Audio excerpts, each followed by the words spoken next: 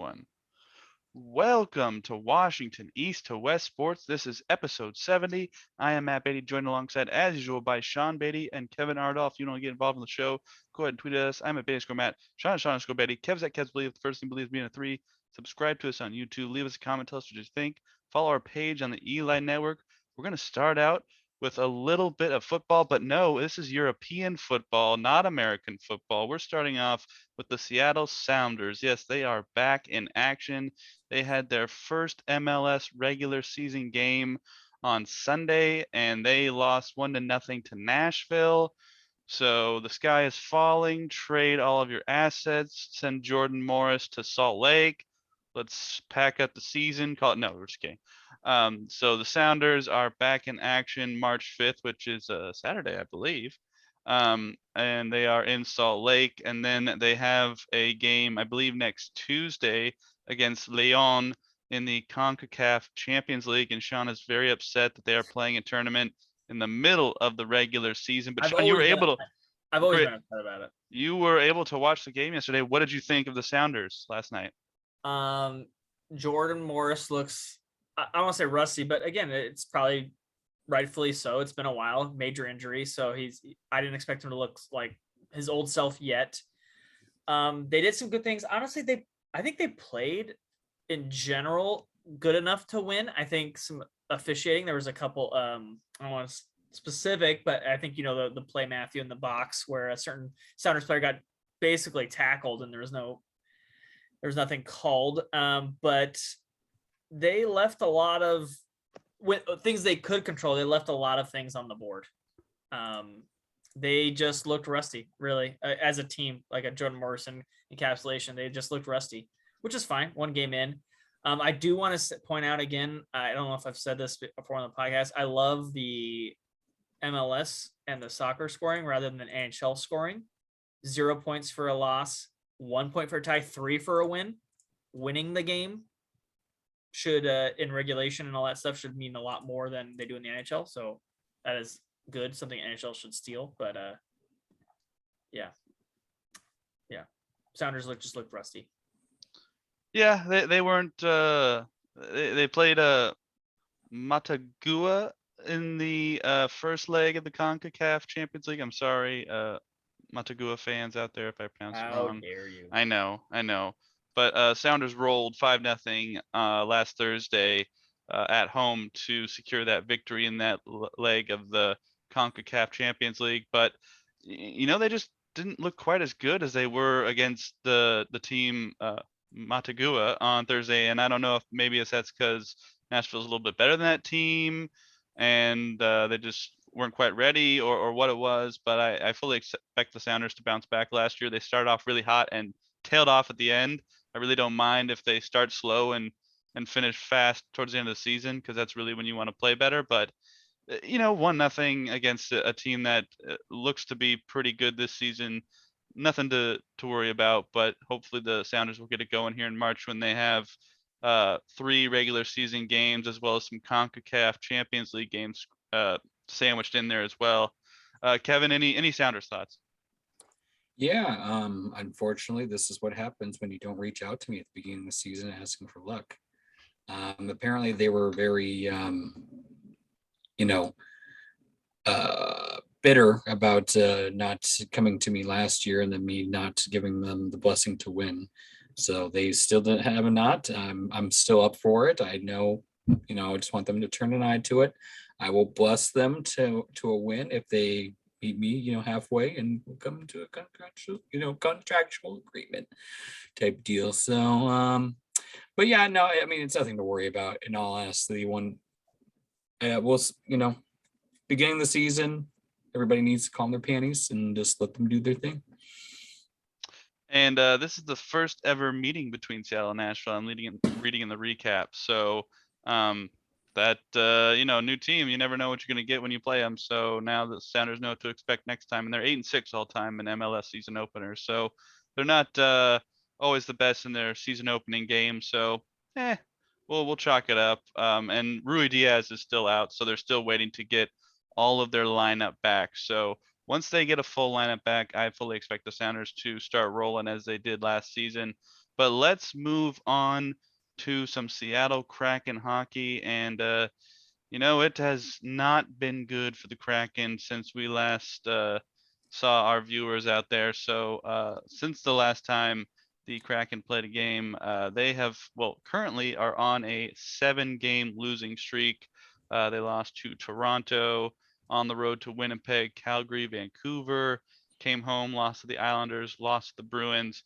And then Sean, they went to San Jose last night and lost to your Sharks 3-1. Currently the Kraken are 16, 34, and 5, and they are currently sitting with the third worst points in the NHL.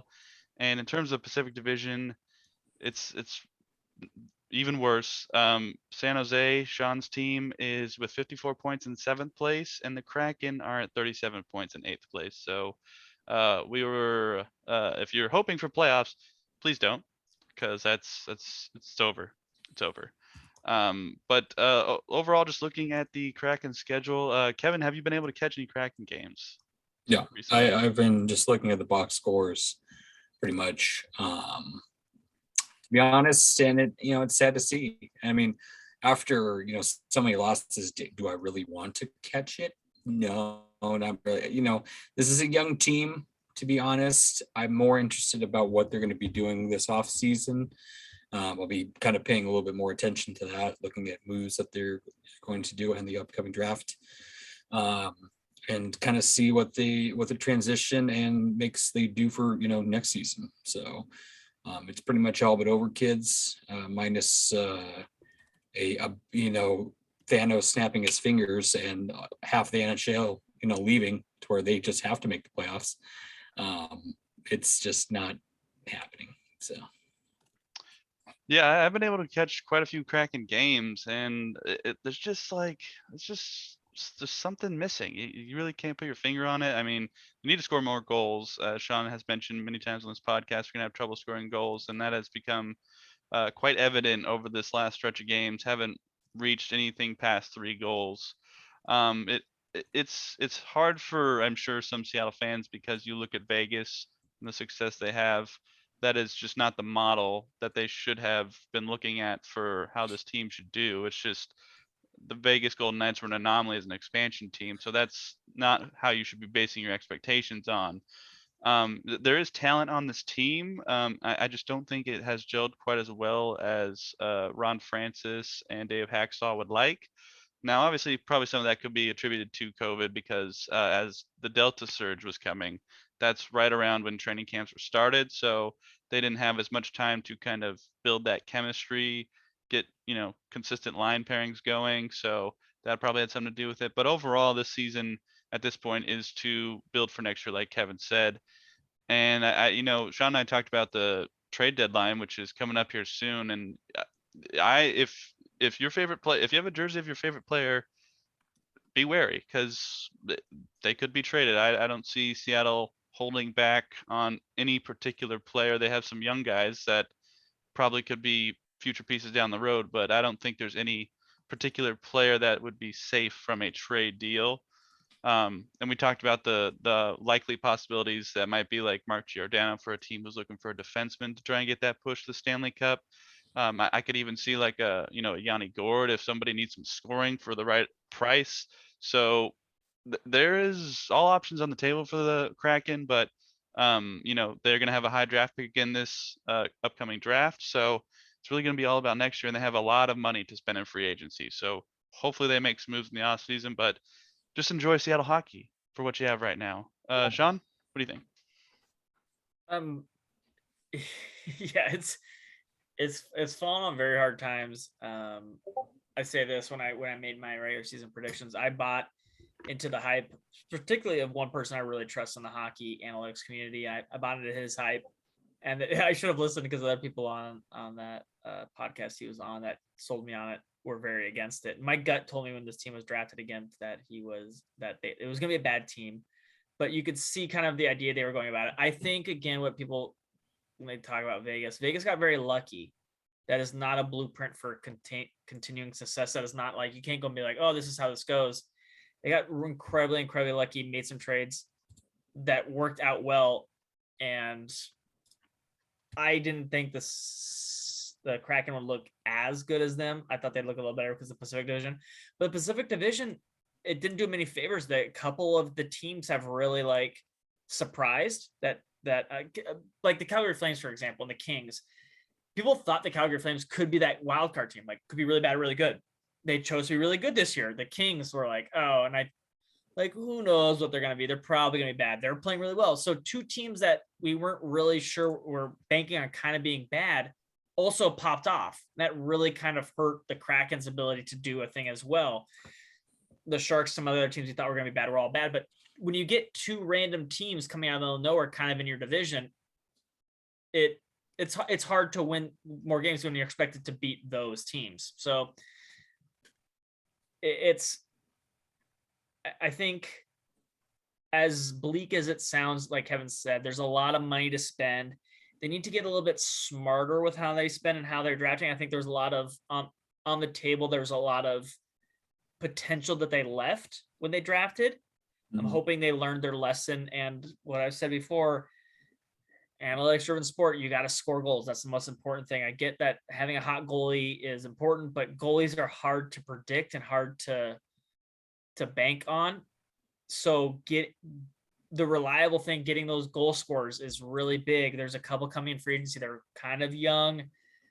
So I think going after those guys is key. Drafting well. Would they do a lotto in the NHL, for those that don't know, kind of like the NBA? So where they will draft, we're not sure yet, but they will get probably a high pick, knock on wood.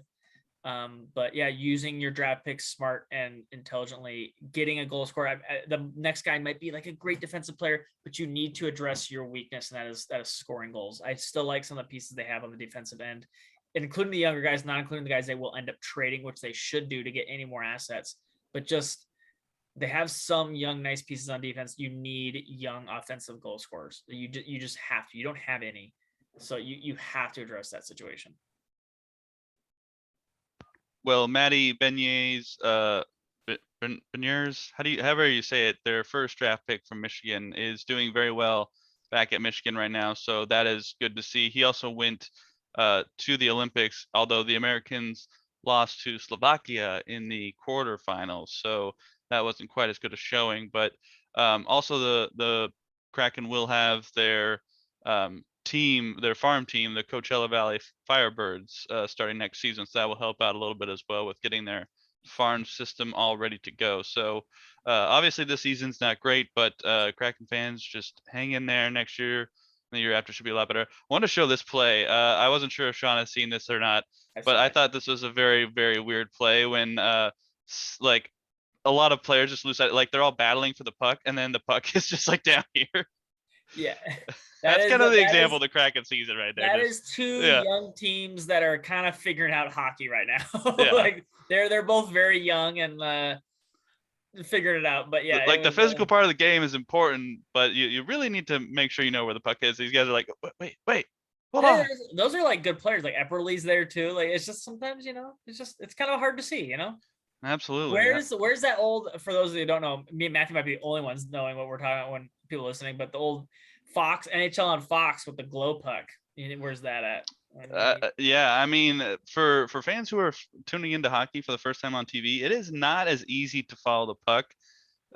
You might be able to argue it's the hardest sport to follow the object that is most important to the game. I think that's probably fair to say. I really did as a kid like the glow puck, and when you hit it really hard, it turned red, like NBA Jam. Like that was legit. I think they should seriously, for some people, like how they have like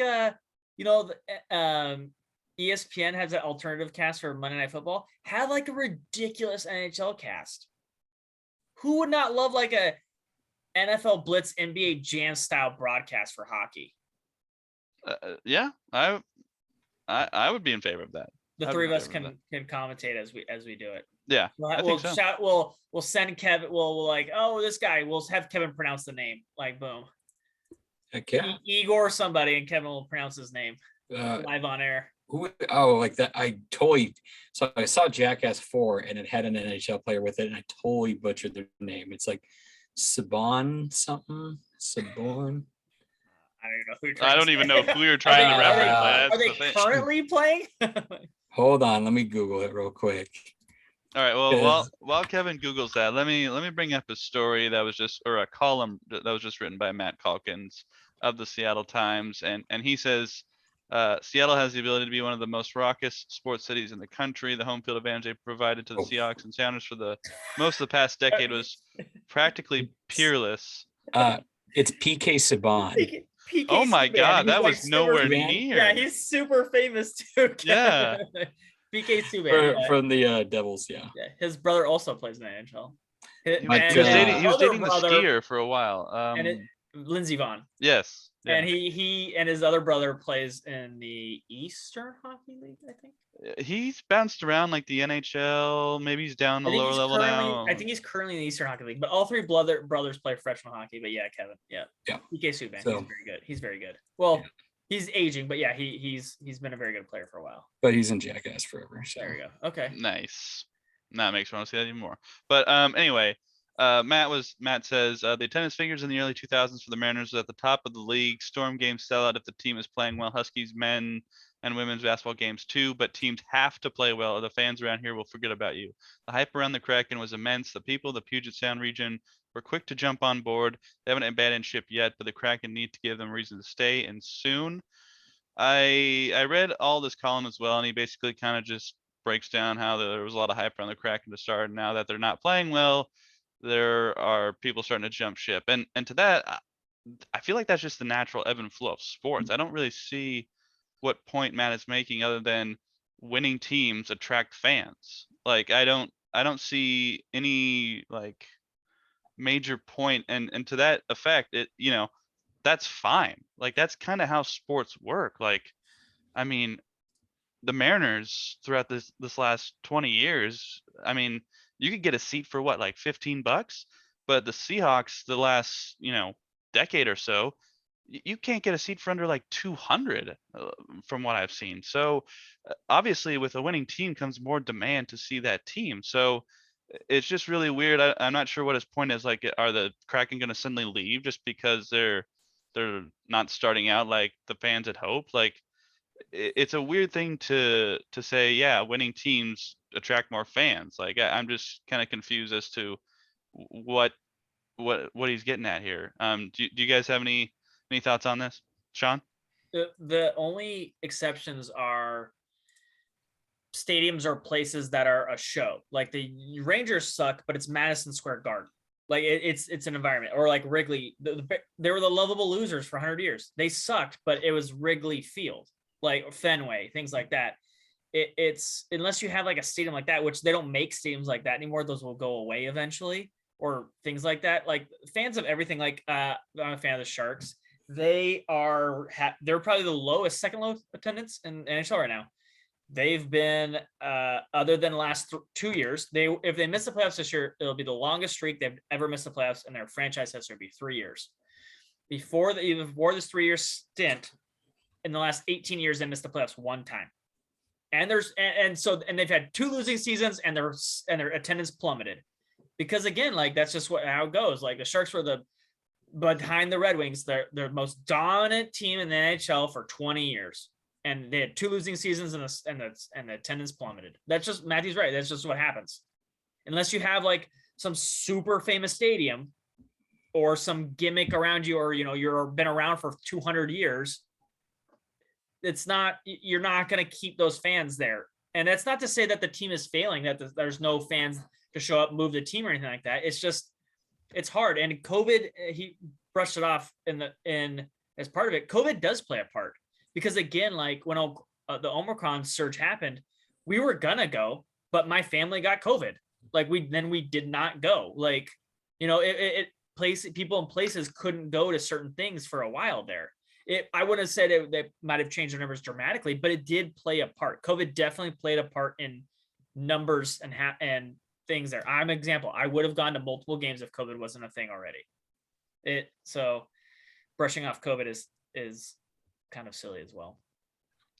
Yeah, and I mean, we've all been fans of the Seahawks for a long time, and as the that the team built up in 2010, 2011, 2012, you had more and more Seahawks fans just kind of showing up, and will that has that tailed off probably because of this last season? Absolutely.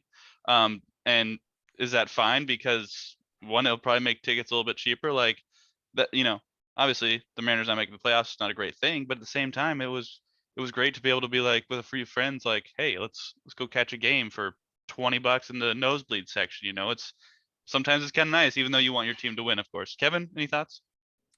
Yeah, along with what Sean said, you also have to take in the fact that there's a lot of sports fans that fill that stadium that are just average sports fans. They're just there for the winning purpose. Like they want to be a part of the winning just because it makes them feel good and type of stuff. Like for example, too, Sean commented on a thing on Twitter earlier about some person who was like, where are all the true Seahawks fans at? And they showed like 4 pictures of Seahawks players. And they're like, name these players. And they're all players within the last 10 years. Yeah. I was just like, really? I'm like, you're saying true Seahawks fans, but you literally only went back 10 years worth of Seahawks players. So the kid's accounts, he's probably like 14. Yeah. Yeah. Yeah. But no, it's just that's what happens. As teams get better, people in that region who are casual fans will be like, oh, this, our local, our regional good baseball team is getting better, so let's go see them, like type of deal. Like people just want to be a part of the winning because casual fans don't like to watch losing. Like I've worked with coworkers who they're football fans, but then like when they see like some Super Bowls, they're like, oh, that was boring. And I was like, yeah, it was boring because it wasn't like 35-34. Like if it was 17-10, you're like, oh, like, but I'm looking at defenses. Like I want to see people lay the boot. I like to see good defensive play as well. So casual fans pretty much are a big part of it, along with what Sean said, COVID too, having a big impact. So should people be just, concerned about it? No. I mean, will ticket sales for the Kraken diminish a little bit next season? Probably a little bit, yeah. Until this team starts kind of turning around the corner to like a 500 level and above. But that's normal, to be honest. It happens just like Mariners. Look at what the Mariners attendance has been like the last 4. Well, I can go a little bit further than that, but now I imagine with his farm system being better and us winning more games, you're probably going to see a higher attendance, especially. Well, I don't know, but I mean, I would take the final 3 games of the maybe. season as an example of that, Kevin. Like the stadium was packed in those final 3 games when the Mariners were in it. Exactly. But and that's more casual fans too. That's not like the diehards that are coming out and be like, yeah, just casual fans. Situations are different for certain teams too, because a lot of the problem with the Mariners in the past is they've been accused of not spending money. So then they're like, okay, maybe if you show some interest in spending some money on this team, we'll show some interest by showing up. So not like, and again, like to get this point, and not all situations are the same for each team too. So why fans are showing up and not showing up can be different, even the same city for different teams. Yeah, and also support can be in different ways. Like for example, the Kraken.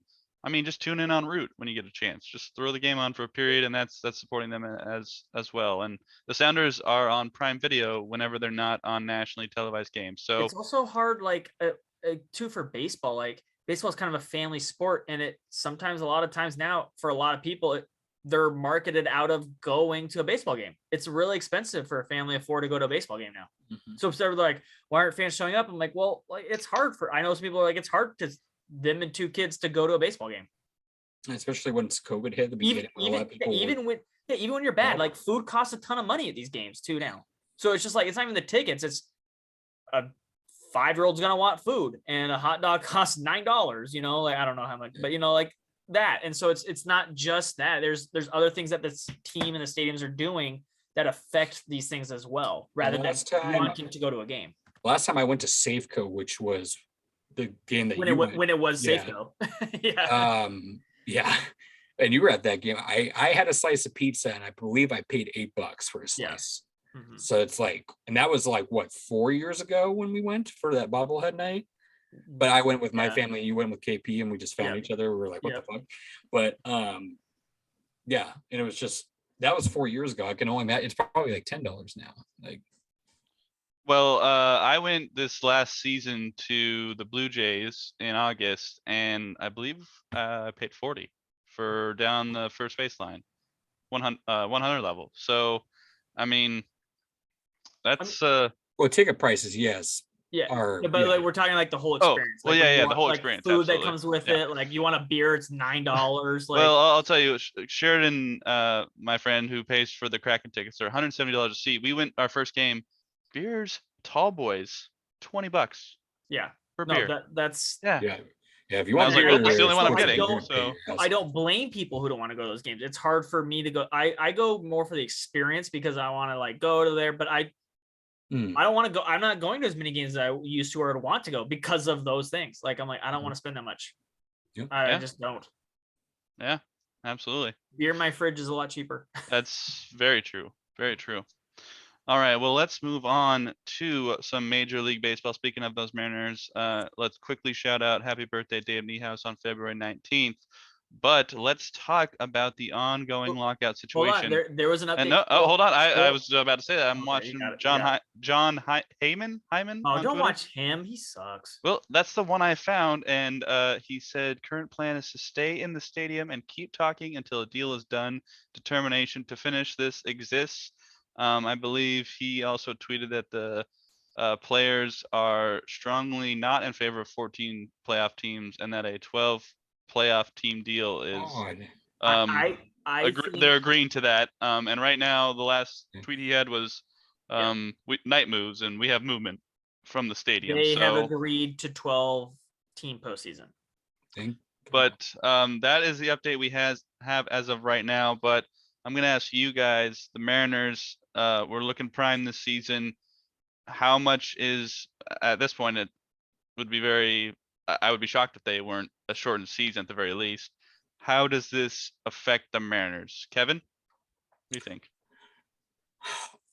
I mean, honestly, well, a, a lot and a little bit too. It affects it at different areas, if that makes sense. You have like, even though they probably could be willing and dealing for players and stuff, but like the whole cutout and stuff like that when we were just about to look into other players like Chris Bryant, Trevor Story, even though it looks like our boy from the bullpen is trying Seawald? to, yeah, Seawald's trying to get freaking Trevor Story here. And he's just been Chris doing Bryant, it Chris Bryant. himself. So Chris Bryant's it's, in my opinion, it's more bad just because it's less playing time. Honestly, you want to have more play time, especially for young players to get more bats, more reps, and also for minor leaguers too. Like you want them to have I mean, look what happened to Kelnick when he got a short. The minors are starting on time. So. Oh, the minors are starting because they're not part of the late. They're not. Oh, that's that's true. So. That's good. That's a good thing then. Well, but it's good and bad that they're not part of the union. But also at the same time, I want a full spring training to see what we're going to develop for who is coming up because they wanted. Julio is not allowed to play in spring training. He's on the 40-man roster. He is official major league player. He is not 40-man roster is not allowed to play. Oh well, yeah. So Julio, no, Marte, no, those guys can play. Yeah. But I just wanted to see, I want people to get the reps to, see what we got to get prepared for the season. Like, even though like, it's just like for football, even though preseason for football isn't as important, it is to an extent to craft the roster how you see fit of what you want to do for opening day. It's rounding out those edges, right, Kevin? Like those other guys that you need, like the third and fourth string guys in football. Who's going to be your flex infielder type deal? And those guys matter in baseball. Yeah. Like who's going to be the last guy that makes that bullpen rotation, like type deal. Like if you got a couple guys on the cup of being that last spot in that bullpen, like spring training is a big deal for that. Yeah. Versus like who stays and who's getting sent down to Tacoma type of deal. But yes, I do like that pick. Yeah, Paul Sewald. Paul Sewald's been on it this offseason, man. He is, and I'm happy because like one, it shows that Paul Sewald is super excited to be a Mariner, which I love because he's a fucking beast, and I hope he continues his success here with us.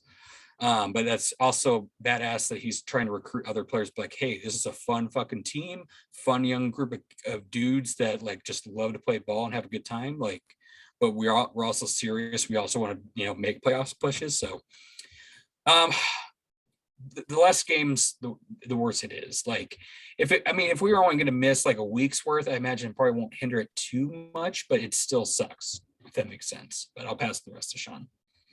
Sean, what do you think? Yeah, like Kevin nailed it. It's not even for the active roster, because if COVID had never happened, this would be maybe last year, maybe this year would be the year I'd expect playoffs. COVID kind of delayed the development of the players already a little bit, we saw. So this year's kind of like the borderline. They can make a run, but I'm not like live or die this season's a playoff, because Julio's not going to be on there to start the season. Kirby won't. Some other guys won't be on the roster to start the season because they missed that year of development. But next year is kind of how I'm viewing it, is like, okay, that's the year. So this year is like really, like Kevin said, important for these minor league systems to go, because we're ramping up before our window starts. Yep. And we're missing out on, like, these 40-man guys can't play. Like Matt Brash cannot play baseball. Kirby cannot throw baseball. Hancock cannot throw baseballs. They're on the 40-man roster. They are not allowed to play in minor league games. Like, yeah, we have some of the younger guys, the super young guys that can play, but our Ford, who we drafted in the first round, he's on the 40-man. Like, he can't play either. Like, it's just like we have young kids who can't play baseball because they're on this 40-man roster, and like they need to develop and help this team in a couple of years. But because we need to, like Kevin said, we need to see some bullpen arms. We need to see some guys that aren't on this 40-man roster, see if they can make the team help us. Because every year there's like a couple of guys who aren't big names, but not on the 40-man roster, who come in surprise. And it's usually, like Kevin said, a bullpen guy and middle infielder, like a utility guy. And we're not seeing that. We're not seeing, the deals made, the team chemistry working out. Like, maybe Chris Bryant's working on some team chemistry with Paul Sewald right now, but with the rest of the team, he's not, they're not meeting and doing stuff. And again, I'm worried about this team is based on, and this minor league development is based on arms, which they have a lot of. But if, let's say, they do get a deal today, spring training was already supposed to start. So these guys are probably throwing, but they're not throwing with coaches and things like that. So is a shortened spring training, or even pushing back a couple of days, is that going to affect and force them maybe some shoulder injuries that they wouldn't have normally had? Because we're already kind of worrying with Hancock, had some shoulder soreness last year twice. If he tries to come back a little bit earlier because this was shortened, does he then hurt himself because of that? Like, I don't want to see that either. So I joked with somebody on the podcast, or somebody on I think JT the other day. I was like, Mariners are finally going to get good. The world's like, no, global pandemic. And they're like, okay, we're starting to come out of it. It's going to be fantastic. And no more baseball. I'm like, the baseball gods are determined for the Mariners not to make the playoffs in any way possible, to the point where they will never allow baseball. I'm they're meeting right now. They've agreed on a couple things. They're determined to get it done now. I don't know if it's going to, but it's really stupid that it's like the kid at the class project who procrastinated for so long. They set this arbitrary date a couple months ago. This is the day they have to get done, or we're not going to start on time. They had how long to do this, to have these conversations every day? And they finally Rob Manfred didn't show up for these discussions till 2 days ago. But Sean, Elden Ring came out, okay? They've been all playing that game, okay? It's Rob addictive. Manfred's job is to be the commissioner, and doesn't show up to these meetings till 2 days ago. Yeah, it's fucking pathetic. It's embarrassing. As I don't see anybody coming on the side of the owners at this point. They're clearly trying to hinder this, and I'm glad the players are standing up and not getting taken advantage of again. They're just saying, look, we know you're making money. Show up to these freaking meetings and act like you care. Mm. And they're finally doing it. Yeah, I mean, I am probably in the minority of baseball fans who think there are too many games anyway. But that being said, I would like them to play a full season, as I would like to watch Mariners baseball this season. How many games do you want? Just a side I would probably say like 150. Make it a nice round number. I would say like 125. I think that's probably reasonable. I just think 162 is There's too many. I Like think you go to this is 150. me personally. I don't know. That's why I I said think I'm you not. could go. You could easily go to 150. It's just like dropping 162 to 125 and permanently in one offseason is a lot.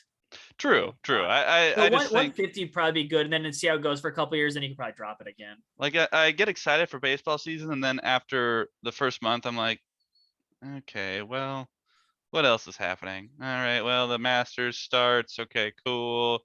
Then we've got some, maybe some summer sports, but then as the playoffs pick up and the Mariners are in, I'm like, well, I don't have much interest, but I do like playoff What they need to baseball. do, So, Matthew, is um, shorten it to 150, like you said, and then have interleague play be all at the same time. I'm tired of like teams always playing like, oh, we've got maybe like one series because you have an odd number of teams and things like that, but like all the like an interleague play week would be so cool and hype it up rather than like randomly Atlanta's playing, I don't know, Texas one week, and then they're like, because it used to be really cool back in the day when there was like, oh, it's interleague play, and like they used kind of when they had even number of teams on each division, even or conference, even though it was unbalanced. Now that they're even, having them all in 1 week would be super fun and cool again.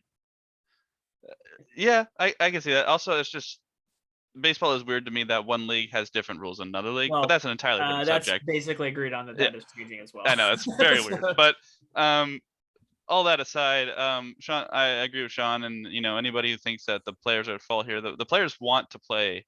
They want to be out on the field. They want to be earning a living. So they the owners, I just don't understand what their goal is here. I mean, obviously they can hold out as long as they can because they have the money to do so.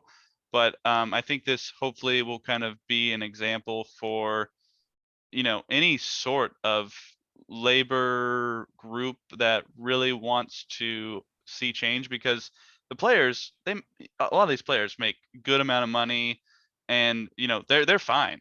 But that's not what is the issue here. The issue here is they're getting a bad deal from the owners, and that's just not acceptable. We need to come to an agreement that both sides see as fair, and where both sides are, treated as humans, I guess is the best way to put it, because the players make the sport go. You can't just bring in replacement players and expect the product to be as good as what they have with these players. So I just hope that this is an example for labor across the country, because it shows that if you do bind together, you can create change, and hopefully it comes to a deal where the players are satisfied and there's no more what is it, time, years, minor league years taken off or whatever, or service time, whatever, no CBT.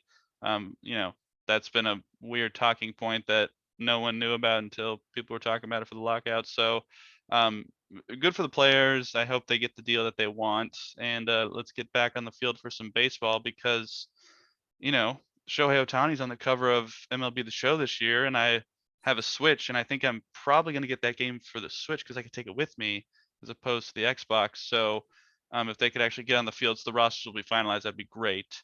But any other thoughts on the lockout situation? No, I just want baseball. All right. Well, let us know what you think of the current situation in the MLB. Go ahead and tweet us. I'm a Bear Score Matt. Sean is a Sean Square. Kev's at Kev's with the first name, Billy's being a 3. Subscribe to us on YouTube. Leave us a comment. Tell us what you think. By the time you watch this, they might have a deal. So maybe just tell us how excited you are that there's a deal. But let's touch on some American football. And guys, the XFL is back next year. Not this year, but next year. Seattle Dragons. I'm assuming the Seattle Dragons will be back next year, but the league is coming back in 2023, and I forgot to grab the news story, but apparently it's going to kind of operate as a trial system for the NFL for like certain rules and certain changes to the game, stuff like that. So I'm going to ask you guys: Did you get to a Dragon game when they were still a thing? And are you excited that there is a alternative football option when the Seahawks aren't playing? Kevin, what do you think? Um, did I? No, I did not get to see one. I watched them like on TV. I didn't watch all of them, but I watched, I'd say probably about half. And then I watched the ones I didn't see. I watched the highlights. But yes and no, just because. Well, yeah, probably yeah. Just because one, there's a lot of things with football that is good that I don't want them to touch, if that makes sense. But there is a lot of things that do need to be cleaned up at the same time too, and hopefully that kind of puts it in that direction. So it just depends. I need more information about what they want to test. It would be my answer on that. As far as it being kind of like a minor system for teams to look at would be interesting as well. Because I mean, we did see some stars kind of, mainly the main one I would say that kind of shined the most. Well, that I can think of, there probably might have been another about it. What would be PJ Walker, the backup for the Panthers? The dude's got legs. He's not completely awful I've seen worse backups. But also I imagine there's some nerves in there too. And also you have a higher field of play. You're going against actual, NFL players versus XFL players. So, but yeah, it'd be nice it'd be a good second chance league / people who didn't get drafted, that because I imagine there's a lot of undrafted people that don't get their whole shot or so. Well, I mean, even though he was drafted, but still, like, I have a feeling that might be a thing, sadly. That might get a second chance just because coaches are dumb and don't look at things fairly good enough, if that makes any sense, to where you could get brought back up into the NFL, especially for I think it's going to definitely be more on special teams and stuff like that. You're going to see kickers and punters that will probably get pulled up by a team, most likely, just because, especially since with kickers, there's so many. If a kicker has like a bad week, 2 weeks in a row, they're pretty much cut from the team. It feels like nowadays in NFL, and they just go with some other person. So it'll be interesting to see how it all pans together. All I can just say is, as we get to the Super Bowl II, the conversation, I just don't want to see The Rock on TV for the first 7 minutes doing WWE promo mic work and shit in the middle of the field. Can we not do that? That'd be great. I thought that was really weird as well, Kevin. I don't know. I mean, it was. I was literally sitting there the whole time. I'm like, can we get The Rock off the fucking field, please? Yeah, I was like, aren't we? Get is him this off supposed to be kickoff time? Like, what? Okay, all right. But I went to, I believe the opener. I honestly forget who they play. My friend who I lived with at the time, Kevin, he had season tickets, and they were like $50 a seat, which is, compared to Seahawks price, you're like, oh my gosh, okay, that sounds good. And he had pretty good seats as well.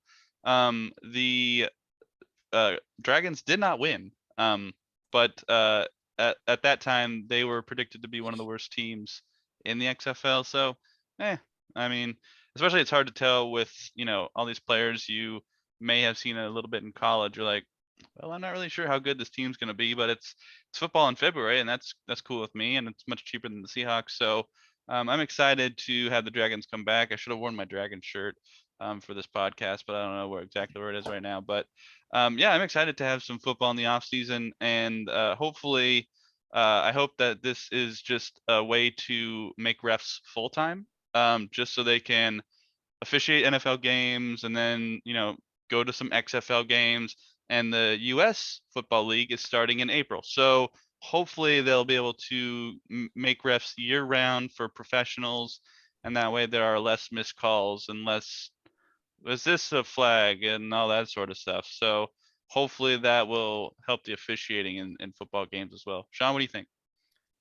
I think we did. I bring this up on this podcast, or somebody did, that we've needed a kind of an NFL, not like trial period, but like a developmental league for the NFL.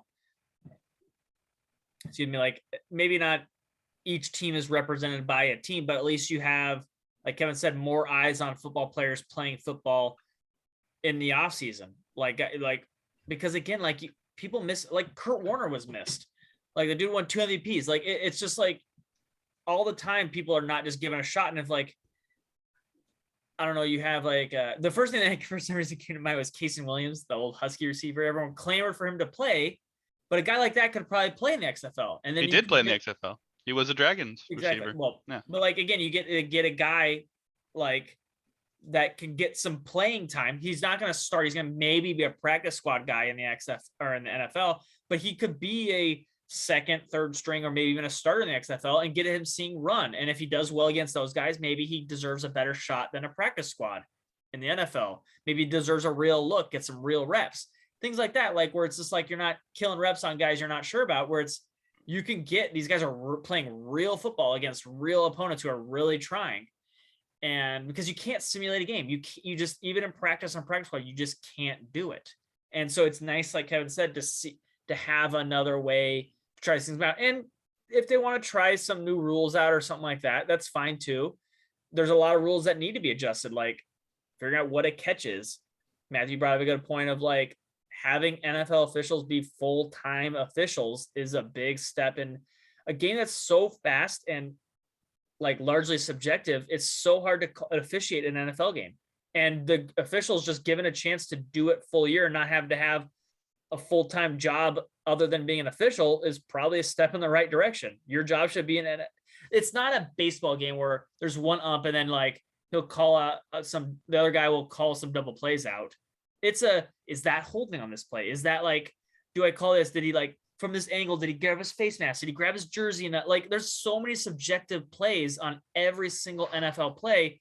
Just simply seeing more of them will help them be better officials.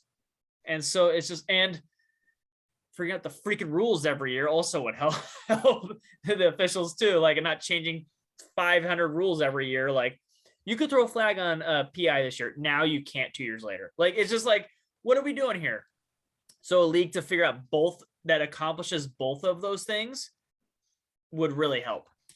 I'd also like them just real quick. I think me, you, and Sky were talking about it a long time ago. I forgot what we called it, but do just for shits and giggles to where on a kickoff, if a kicker can get it through the uprights of the opposite field goal, give them a point. Because no, it made it so that like it was, because like when they say it's assessed on the kickoff, that often doesn't matter. Like they're touchbacks, 80% of the time anyways. But if you create enough penalties on like you get in a fight on an extra point, or on the play where someone scores a touchdown and it's enforced on the kickoff, now they're on the 50, and can that kicker clear it through the uprights will cost your team a point now.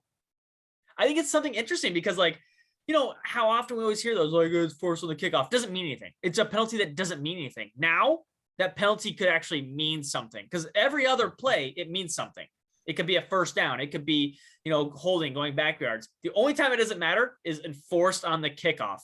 And we talked about it and joked about it. But again, like, now that penalty matters. And if that kicker could clear it through the uprights, it's a point. Also, I really enjoyed the broadcasts, how they're like interviewing players right after plays and how they're interviewing coaches right after calls. Like, you're not going to do that in the NFL because that's just not the thing they'll do. But the XFL was a lot more relaxed, more of a fun league. And that's NFL's the no fun league, and the XFL's the fun league. They took a lot of things from the XFL, and I think a league, more eyes on it, more leagues that are willing to take chances is what you need. Like the same old is going to get boring, and there's a lot of changes that need to have happened a long time in the NFL. We've talked about one. Every play is challengeable. The number of challenges do not change. The rules on the challenges do not change. You got to get them both right, but everything is challengeable. You could challenge offensive holding on a play, but you only get 2. And if you miss one, done. And going into it, that's a subjective call. It has to be obvious. Yeah. But if you could just challenge whatever you want, but the numbers stay the same. So it won't make the game last longer. It'll just be like, you can challenge whatever you want, but they stay the same. You only get 2. I like that. Why? We look at everything. We have a million cameras. Why can't we challenge if something's anything? Like, well, that's not challengeable. Well, why not? You have a million cameras. Look at it again. Like, why not? True. All right. Well, we got about 15 minutes left, so let's talk a little bit of NFL football. So let's talk about the Super Bowl, since we have not been on since the Super Bowl actually occurred. 23-20 Rams in LA at SoFi Stadium. I'm going to give my quick thoughts here. I doubled my money and then some with betting on OBJ scoring the first touchdown, as well as the Bengals to cover. So I was pretty happy with how the game worked out for the most part. I really wanted a good game, and that's what we got. You know, Joe Burrow running for his life against Aaron Donald was exciting, and then at that last drive there, I mean, he needed 1 yard, he just couldn't get it, and kudos to Aaron Donald. I mean, he stepped up there in that big moment, so he really wanted that ring. And Aaron, if you want to retire, feel free. Like, we're cool with that. Like, you got your ring, you can walk off in the sunset now, on the beach in LA. Like, you're a god down there now, I'm sure. So, um, yeah, congratulations to Cooper Cup, Yakima's own, Eastern Washington's own, for winning a Super Bowl, and everyone else on the Rams can suck it, frankly. So, What did yes, Matthew Stafford ever do to you? Yes, I am bitter. Matthew Stafford didn't do anything to me. He's just on the Rams. Yeah, I don't dislike Matthew. We had the same name, so I can't. We're in the club. He suffered So in Detroit for so long. we're in the Matthew club, so I can't not root for him. But I can't root for him, but I can't not root for him. There we go. That's what I was going for. Kevin, thoughts on the Super Bowl? Yeah, it was interesting. Especially the fact that Aaron Donald actually really didn't do anything till like the second half. They actually had a good plan, and then they just made a lot of work on the line to where they brought Vaughn inside, and then kind of did a couple switches of other players coming inside to free up Donald. It was the only thing I would really complain about, and I already kind of complained about it on Twitter, was the whole, like, we're not going to throw flags on pretty much anything the whole game, and then literally within the final 2 minutes there's back to back flags, like, what while the Rams are in the red zone. It's just kind of like, I'm not a whole lot for conspiracy, but that was some shady as shit, NFL. Like, and I get it too. And honestly, I think it probably was, hey, throw a flag, because you have, as I have already mentioned, you have the most casual amount of fans watching the game. And why end it at a $1.53 with a victory formation, or just, pounding the, running the ball, quick clock, type of deal, versus making it interesting, team trying to drive down the field in the last, it makes more of an exciting game for the casual fan. And what is the Bengals to do when the Rams have, 10, I'm over exaggerating, 10,000 attempts, and they finally, like, Sean McVay got it. It was just like, the whole time I was just like, that Cooper Kupp guy is really fucking good, and their secondaries, they already lost one of their dudes, and you got Trey Flowers out there. I'm like, just force feed Cooper Kupp and he'll get the ball. And then, holy crap, they force feed Cooper Kupp, and look what Cooper Kupp does. Like, he does things. It's kind of weird. So yeah, it was, I thought it was a good game. A lot of people thought it was boring. I thought it was good defensively. Logan Wilson on the other end for the defense for the Bengals, that dude was fucking, he is just an underrated stud at a linebacker. That dude tackles. He was fucking all up in their business for the Rams in the running. Like, their running game was atrocious. That's the thing that needs to be noted, that the Rams running game was fucking awful that game. They've been awful all year. I said that going in. Yeah. They've been really bad. But no, like, kudos to them for putting up a good fight against a very good team. I'm interested to see what the Bengals kind of do in this offseason, and hopefully, as Matthew said, hopefully Mr. Donald will retire. Maybe Cooper Kupp will retire. Maybe McVay will retire. Hopefully they just all retire. Just fucking do it. And then we only have to worry about Chandler Jones and that 49ers fucking front four. Yeah. So all in all, I'm kind of a little happy too, because I wanted the Rams to win a little bit, because Seahawks fans have been stupid, and like, just with the whole trade Russell thing, we don't know, them not knowing what the hell they have and stuff like that, and they think that they can win without Russell because they're dumb. So it was a nice little karma punishment to see 12 fans suffer a little bit, just to pull their head out of their ass and be like, hey, we need to win. Other teams are winning Super Bowls in our division because they're making smart choices at coach and quarterback, and playing smarter I mean, they're not playing the smartest we saw in the NFC Championship. It was just a shit show of coaching. But we gotta do better, pretty much. And I'm tired of a lot of 12th men out there. They're just like, we trust Pete. I'm just like, well, that's what you get for trusting Pete. The Rams just won a Super Bowl. So John, what'd you think? Yeah, it was. I didn't get to watch like a ton of it super closely, and then Hulu decided, because I have a monthly subscription, and Hulu like aired out and then canceled all my recordings, so I had to repay for it all, so I lost everything. So I didn't get to actually rewatch the game in entirety. Lost all the commercials, all that stuff. So that was fun. I recorded. I was like, oh, I'll be able to watch it again and run around the house doing stuff, and then I lost everything.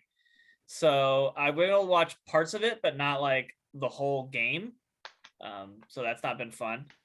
But I will say a couple things. Yeah, it did suck how the game ended with like the calls. I will say all the calls were penalties. That is one thing. They were. The Logan Wilson one was absolutely not. Nah, yeah, the it was Logan not. Wilson one was complete bullshit. Which one was the Logan Wilson one? The holding on Cup. Logan Wilson, it was nowhere on near Cooper holding. Cup, where he grabbed the jersey. No, he grabbed his hip barely for like a half second. Where he grabbed Cooper Cup's jersey. I can't remember who he was grabbing, but because the one who grabs Cooper Cup is definitely holding. That is the no. There was one. There is a holding on Logan Wilson that was not holding. Oh, it's probably the Yeah, second the one, which third was down. which was a makeup call because Logan Wilson tackled the running back that played before. The first play, he literally, the running back is tackled on the 1 yard line, like just straight up tackled. There's no one around him. It is completely a penalty. They missed it, and I make the comment on Twitter. I go, "That's a makeup call," because they clearly screwed up the call before. It's been so long to where I can. Yeah, I mean, it's on my Twitter feed. I go, they clearly missed the call before. Like it was clear as day. It was horrible. Like he's tackled before, the ball's in the air. It's 5 yards away, and he's just tackled. I'm like, okay, you can't tackle a guy, and there's no flag. I'm like, okay, oh yeah, because it wasn't a flag, but I go, Well, that's clearly a it makeup. just goes toward, like I said, bad officiating. Like you need to either call it all or don't call it. Like, Yep, well, I agree with Kevin on that one. There is a limit, but yeah, they were penalties. But the thing is too, like, for the conspiracy theorists, I'm not saying anybody here is, like, the Rams did convert fourth downs. The officials didn't give them fourth down plays. Like, if the officials really wanted to win, they really cut it super effing close, because if the Rams just like drop a ball on fourth down, the game's over. So like, well, the Rams had the Bengals covering, so they were like, all right, we'll just keep it at this. Yeah, well, I mean, like, if like Cooper good. Cup doesn't get the fourth down, like 4 plays before, like the game's over. So like, I mean, like it could have ended a million other times before that. So the Bengals, like, it was the opposite of what happened in the AFC Championship game. When they needed it, they didn't show up. They didn't score in the last 5 drives of the game. Like, that's not to say the Rams defense is super good. Rams defense showed up when they needed to. Like Kevin said, they did a really good job stopping Aaron Donald. And then when the season came down to it, they thought a good idea was 1v1 blocking him with a guard. Like, and they lost the season because of it. Like, you can't solo block Aaron Donald on a fourth down play. Like, I don't know why you thought that was a good idea, Cincinnati. Like, looking at it, there's a lot of people complaining that Aaron Donald should have been the Super Bowl MVP. No. Advanced metrics. Did they watch the first half, or he did not? He did nothing in the he was first half. responsible for negative 11.3 EPA. Cooper Cup technically was responsible for less, but that's splitting hairs. I don't care who wins the MVP. The Rams made plays when they had to. The Bengals played well. Looking, like Kevin said, what they're going to do this next offseason is going to be probably the most interesting thing. The Rams are still kind of like, their team's largely intact. I mean, there's obviously Von Miller, all that stuff, whatever Aaron Donald's going to do, that can change things. But if Aaron Donald just stays, like, they're largely going to be kind of the same team. Andrew Whitworth will leave, but again, every team's going to have a couple guys leave. But the Bengals, like, that defense really cashed in a lot of checks in the playoffs, and that's not who they are. Like, they really cannot run that defense back. They have to make a lot of improvements there. So it's interesting that the Vegas odds came out today, guys. Another one somebody did the comparison from February to February, And the Bengals are really high on this list, and I'm not taking that money on the Bengals. But the Seahawks are the second largest drop in February to February of any NFL team. So that was sad to see. But the other team was the Dolphins, who fired everybody, and that was how their team's going right now. But yeah, it's it was a, from what I saw, neither team ran as well. Matthew cashed in his Odell Beckham check before his leg exploded, so that was a little fortunate. But well, when they first punted, I was like, thought- oh no, I Bengals gonna score, and it's gonna be moot anyway. And then they got the ball back, and I was like, oh, this shapes up for that like nice little fade route that they love to throw to Odell Beckham Jr. And it worked out. It was a beautiful ball too. I thought I saw he was like 8 yards short of his line or something like that too, and his leg exploded too. So a lot of people lost a lot of money because he was like the first half. He clearly would have made that line, but nope, not meant to be. Did they say what it was? Was it torn ACL? Yeah, he tore his ACL. Yeah. And JT and I both bet that there would be a defensive or special teams touchdown. That did not happen. Like Kevin said, it wasn't. For people who thought it was boring, it was not a sloppy game. There are sloppy 17, to 13 games that are just bad. But this was the defense was making plays that they have to. It wasn't like receivers were dropping balls. It wasn't like, Honestly, it just felt like a normal Sunday morning 10 a.m. game. Yeah, but that's what I'm saying. Like it wasn't one of those games like the Seahawks versus the Browns 6-3. It wasn't that like teams were just playing terrible. It was teams were playing good, but the defense, like Kevin says, is they're also played to play too. The defense was making plays. They were doing good things. It wasn't like Stafford was throwing balls 4 yards short of dudes and they were bouncing. Like he's making plays. The cornerbacks were diving, knocking balls out. It was good. It was a good game. Like I don't see why people were really complaining about the game. Like Kevin said, it's casual. The only thing I would say is that the Rams probably shouldn't have tried to pound it as much after like they're only getting 2 yards to carry. That was actually, so I talked about that a couple of weeks ago when, however long ago we did our last podcast, was the Rams and the Bengals have 2 very good coaches and it comes to scheme and doing things. But in fourth downs and them running too much, it has been a big problem with both those teams. They both sucked at running football. And the Bengals became a good team when they were like, screw this crap. Like, stop hanging a mix and let's just have Joe Burrow throw it to these 3 monsters over here. And surprise, they went to they did really well after that. And Joe Burrow scored a bunch of points. The weird part is that Mixon went ape shit in the fucking, well, which was like, ape shit, but he had a good game. He had his best game, which was like a low bar to clear. But yeah, you're right. It was a very. Well, I'm saying against the Rams run D is not. It's not. Yeah.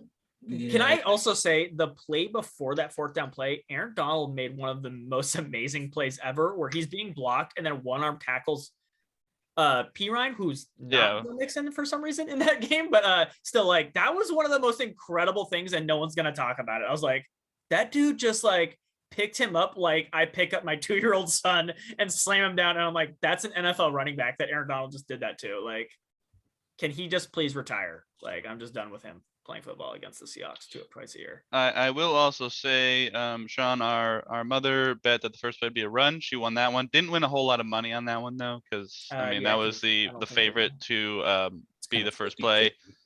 And also, I will say, halftime show was excellent, and 50 Cent needs to do leg day. I never saw it, unfortunately. Thanks, Hulu. There's YouTube, Sean. There is YouTube. I don't care. All right. I don't care enough. All right. Well, that is all the time we have on this episode of Washington East to West Sports. Next week, I'm sure there will be some Seahawks news, as well as we'll talk about some of the coaching staffs that has been officially finalized as of this moment. Hopefully some baseball news. Hopefully the lockout ends. Hopefully the Kraken can snap this 7-game win streak, and the Sounders have won a couple games. But until then, we will see you next time on Washington East to West Sports.